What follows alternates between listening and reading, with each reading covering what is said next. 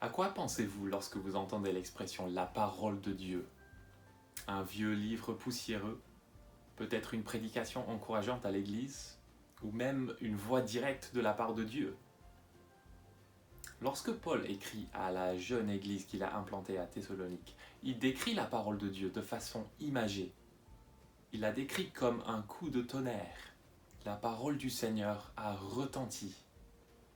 En 1 Thessaloniciens 1,6, Paul rappelle les jeunes croyants comment ils avaient accueilli l'évangile, notamment au milieu de grandes difficultés. Et puis 2 versets plus tard, il dit ceci.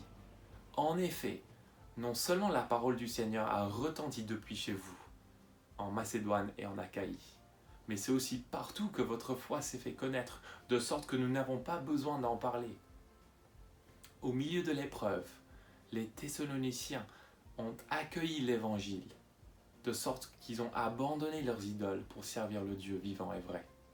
Et par conséquent, toute la région a été touchée par ce message. Quelques années plus tard, Paul écrit une deuxième lettre aux Thessaloniciens. Et de nouveau, Paul décrit la parole de façon imagée.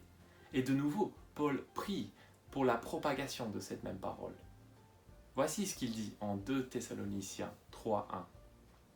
Maintenant donc, frères et sœurs, prions pour nous, afin que la parole du Seigneur court et soit glorifiée, comme elle est chez vous. Cette fois-ci, Paul voit la parole comme un athlète. Paul prie que la parole soit comme un champion olympique qui porte le flambeau. Il prie que l'évangile pousse des jambes et court jusqu'aux extrémités de la région méditerranéenne. Il désire que cette parole se répande, qu'elle se propage, qu'elle soit propulsée. Et quel en serait le résultat ? Paul prie que cette parole soit glorifiée, tout comme c'était le cas lorsque les Thessaloniciens avaient accueilli la parole grâce à la proclamation de Paul. Un athlète qui gagne la course reçoit la gloire. De même, l'évangile, lorsque quelqu'un l'accepte en plaçant sa foi en Christ, est glorifié. La parole du Seigneur mérite d'être glorifiée car notre Seigneur est lui-même glorieux. On aimerait donc vous inviter à prier pour que cette parole se propage dans la ville de Bordeaux. Priez que cette parole court dans cette ville, dans notre région, dans notre pays et plus loin encore, jusqu'aux extrémités de la terre. Et priez qu'elle soit glorifiée dans notre évangélisation, dans notre proclamation publique, ainsi que dans la vie de notre Église.